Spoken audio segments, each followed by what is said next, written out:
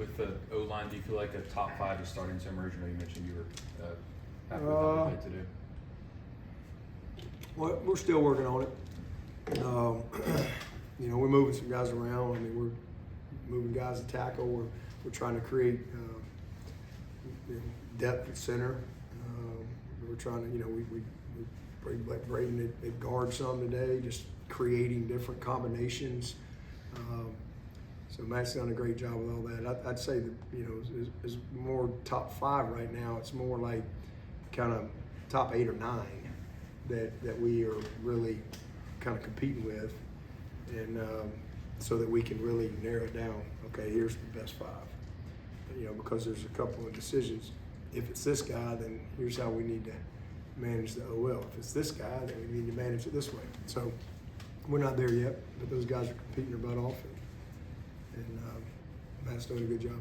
I know you got to watch the film, but how's the physicality in practice or scrimmage going? It's been good. They've been getting, like I said, these last 2 days we've asked a ton of these guys, and they've given it. Speaking of physicality, I think it was this time last year you told me Cuba Taylor was the hardest hitter on the team. How is he coming along? Yeah, he's just getting back into practice. So he was limited. He's been in green, and I think they had him on. He might have got 15 plays today. I think they had him on a pitch count. This was a big day for him because he's been kind of working back in practice, some team separate stuff. But I think this was the first day that they were going to let him get some live reps. But they had him on a pitch count, so he really hasn't. He's been awesome. He's smart. He looks the part. He's had a great summer.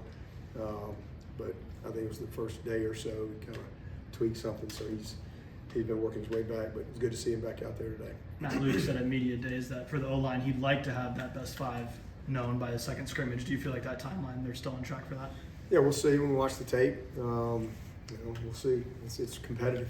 It's very competitive. But we'll know more probably by tomorrow once we really kind of, because again, you get to, you don't get a lot of these days, and then you got to kind of, and that's what you truly have to base it on. You can't just base it on going out there and playing tag. You got to, like live twists and pickups and communication and all that type of stuff. You got to make a decision. The good news is they're making it hard. And that's the great thing. It's not that we're like, well, it's the best of the bad. Like we got some really prideful, competitive kids. And again, I think Matt has recruited that. He's instilled that. They're tough as hell. They're physical. They want to play. And we've got a little versatility in there. So they're going to make it hard. So that it is what it is. But the positive of that is I do think, we'll have some pretty good depth there when it's all said and done. You mentioned the running backs as a bright spot today. What specifically did you like about that group? Man, well, Gid broke one for like 60 on a 3rd and long on the counter, broke a couple tackles, but it got called back. It was the first down, but it got called back because we had a holding on Wesco downfield. So it was great to see him make a big play. Man, Easy had some flashes. Man, Jarvis Green was awesome. He's just, every time Jarvis plays, he's just a natural player. He doesn't overwhelm you when you look at him, but the dude knows how to play. Knows how to play the game, and he's productive. So I thought he was a real bright spot. We had Gid on a pitch count. We had CJ on a pitch count. CJ's different. He's kind of in his own, he's in his own box over here. He's kind of, he'll do some of the same things, but he's different as well. And then Jay wasn't able to go. Jay was the other guy. I'd say Jay and Jarvis are similar in that when they're out there, they're productive. And Jay wasn't able to go today. He was having a great camp, and he got banged up the other day. So hopefully we'll get him back, for the next one. So as I said, going into camp, I feel like our running back room is going to be a strength. And that's just, my perspective. I know it's a bunch of nobodies that nobody knows anything about, but I like our guys. And they're tough, and they've been productive in practice. And it's been a real commitment to run the football, and it's been good to see. Did Elijah show up in good shape? Looking Which Elijah? I'm sorry, Thurman. Yeah. Yeah. Oh, yeah. Yeah. Elijah's in amazing shape. Probably best he's been. He's strong. he gives us he can play 5 positions. Elijah Thurman is one of the smartest kids we got on this team. He's gonna play this game a long time. You know, he's very talented, but again, you don't find many football players that can play 5 positions in the OL, and he can do it. He has had a great camp, and he's another guy today. We got him some live reps at center with the noise. We got Harris a good amount of work. Harris has been awesome. I mean, Harris he's a freaking rock in there. But we got Elijah some good work in there. We got Chance. We got Grant Wise. We got all those guys some really good competitive center work. Obviously those guys can play guard too, but I like the depth we're creating there. But Elijah gives us a lot of versatility. I mean, he and Sadler. I mean, it's just those 2 guys. They are valuable, very valuable players. Are you seeing the offense in an up-tempo, like old classic Chad Morris, up-tempo type style of play? I mean, it's a combination.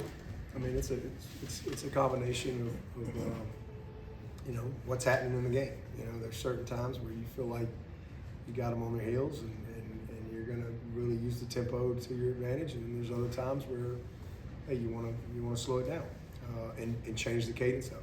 You know, change the tempo. It might look like you're going fast, but you're going slow. It might look like you're going slow, but you're going to go fast. And then sometimes you look like you're going fast and you're going fast. So it's just kind of it's a rhythm to it, you know. You know, as far as how you call it, and having the instincts of when you go fast, when you try to go fast but slow it down, or when you play at a normal tempo. So he's got a great feel for that. He's done a great job. The whole staff. You called August camp last year Club Med. Do you like this heat for the conditioning? Yes. I mean, it was. I mean, hell, we didn't have a hot day. I don't even remember breaking a sweat. It was crazy. It was the craziest camp ever. But it's been freaking hot.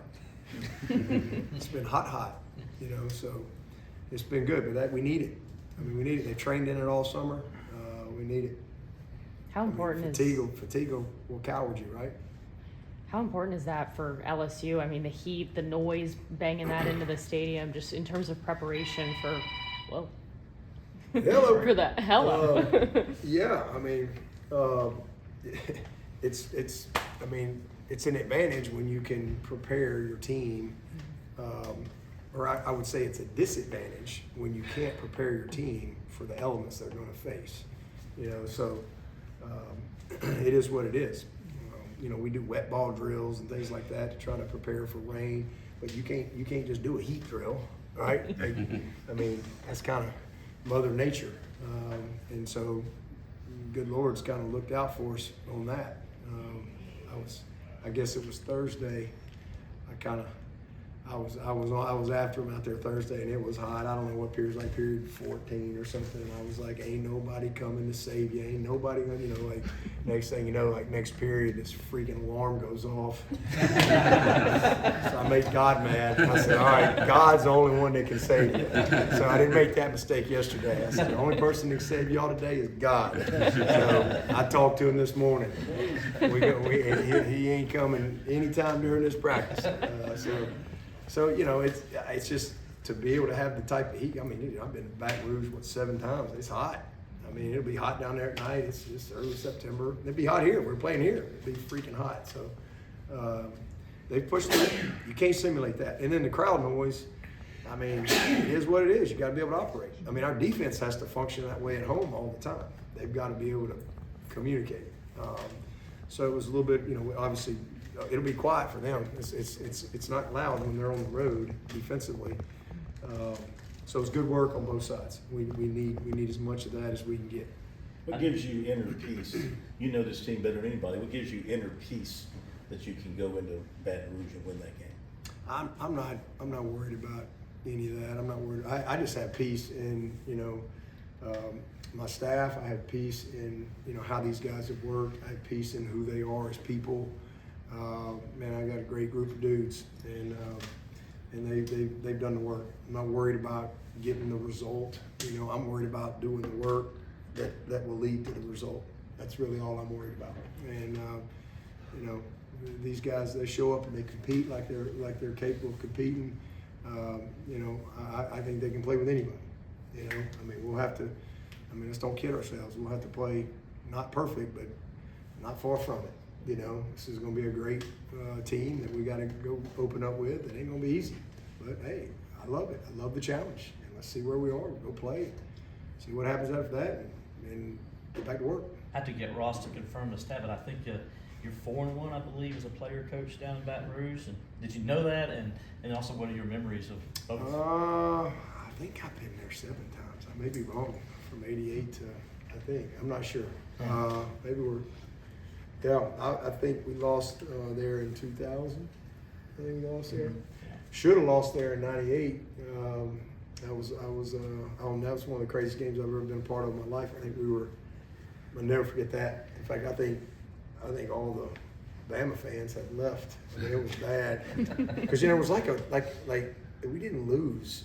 You know, I think it was this long-standing thing. Like I think we went from like 1969 to maybe 2000 before. You know, it was the whole "Tide don't lose" and "I don't lose." That was the whole like slogan. You know, that I kind of grew up with, and I mean, it was just like this thing. It just went forever. You know, and had some tough games, but we just kept finding a way to win down there. But we go in. I'm coaching the Wideouts in '98, and I think we're up 13 with like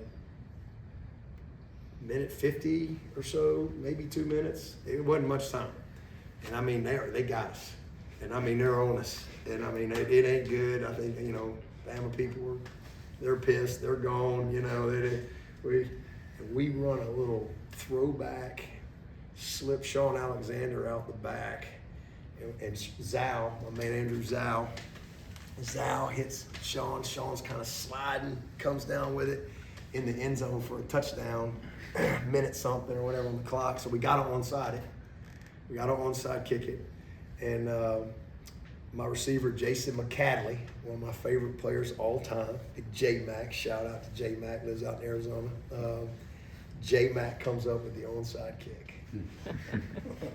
We're like, no way. So we get the onside kick, and then we run a little sprint rub wheel, and my receiver, Quincy Jackson, number 7, Action Jackson.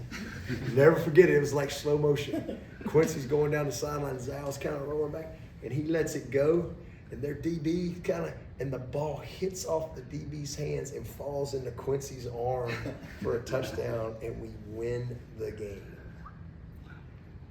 It was crazy. It was crazy. So I was 98. That's probably one of the craziest games I've ever been a part of, because, I mean, you just don't win games like that. And, so remember that like it was yesterday. But I got so much respect for that place, first of all. I mean, it's one of the great places in college football. I mean, to play a football game, they're on you from the time you land at the airport. I mean, it is, and then a night game on top of it.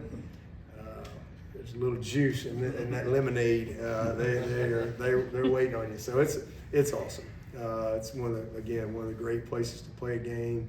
Lane's done an unbelievable job. I mean, they got dudes for dudes. They're all over the place. So be a fun way to kick it off.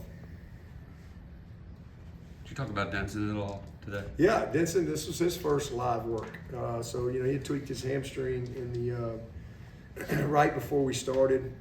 So they've been smart with him. He's been kind of working back, and they've just kind of progressed him into some ND, some RVA, some team separate stuff. But today was his first day to get some live work, and I've been impressed with him. I mean, he needs some more. I gotta see more, just because he hasn't had as much competitive work. But I've seen enough to be encouraged. I mean, he's a big kid. You don't realize how big and powerful he is, and that kind of has flashed a couple times. But the other thing for me was, I've never seen him catch a ball. So, like, is he a guy that's got natural ball skills, or is he a guy that kind of got to develop? But he's got natural ball skills, so it's a good starting point, and I think he's in a good spot. And now I need more time to really get a true evaluation of him where he's full flow. But he, if we can just keep him back rolling in the direction he's in, I think he's certainly a guy that can get in the mix. That was Did you actually one of plan to my. name a starting quarterback before the game? I mean, I hope so, but I'm not really worried But about could you it. go all the way to game time? Sure we could. We sure could. Be like Dan Brooks. Might wait till the Tiger Walk. See who walks through the Tiger Walk best. That was back when Dan Brooks had Grady and Carlos and DJ Reader and Pagano and Josh Watson and all them guys. The only guy you knew was going to start was Grady. And all them other guys knew it too. So there was like 4 guys for one spot. And Dan I never knew who was starting until they ran out there. Dan would go, I'm gonna watch them in the warm-ups. I'm gonna watch them all the way in the warm-ups. Tiger Walk, everything's gonna count. He'd watch them all the way, and then he'd say, you go. I mean, they all were playing, but he just had so much pride, and he was running out there first. So, yeah, I mean, they're competing their butts off.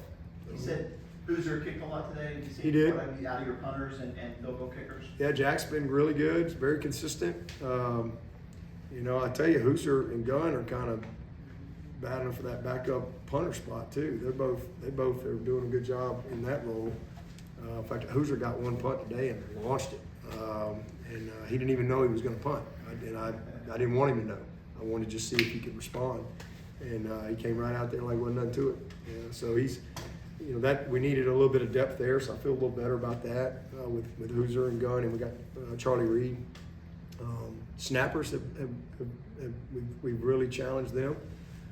We got a lot of crowd noise work with them today too. That's an area that those guys got to come through for us. But I thought Hoosier had a good day. When I saw Denson on the first day at camp, I actually was surprised how thick his legs looked. Yeah. Do you think he actually put more work in the weight room in the off season with the idea that Well, he ain't training like a quarterback. Quarterbacks train differently than every other position. I mean, back when I was playing, we all trained the same. Didn't matter. You were OL or whatever. But now it's it's high tech. Everybody's got position specific training, and so he's been training as a quarterback. So yeah, he's grown a butt now. He's over there doing a lot of power cleans and squats, like the wideouts and DBs and linebackers and all those running backs and tight ends do. So his body, he looks great. Looks great. Any returners stand out to you on special teams today? No, I mean we did all live cover, but we thudded it up as far as just thud tackle. I didn't want to have live tackling on the kickoff today. I really was more interested in the protection, the coverage, the execution of what we needed to do. But all those guys, we've got 5 or 6 guys that Rich is working back there, and we're confident in the guys we got. Coach K. Klubnik with the preseason start last night. Did you get to watch any of that performance? I did not. He was out by the time we got in. We were here last night, so by the time I got to the office, he was out. But I text with him. I text back and forth with him last night, and just proud of him. I mean, he's like I said, he's going to be a great pro. He's going to play a long time.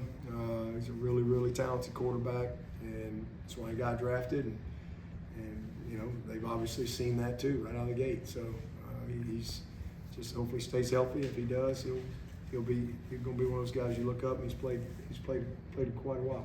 On defense, how have the transfers, especially in the secondary, progressed throughout the offseason? Really good. Maturity, very mature group, very experienced. They've got a lot of confidence, and there's a lot of, good chemistry. I would say with the back end guys. I didn't see hardly any busts today.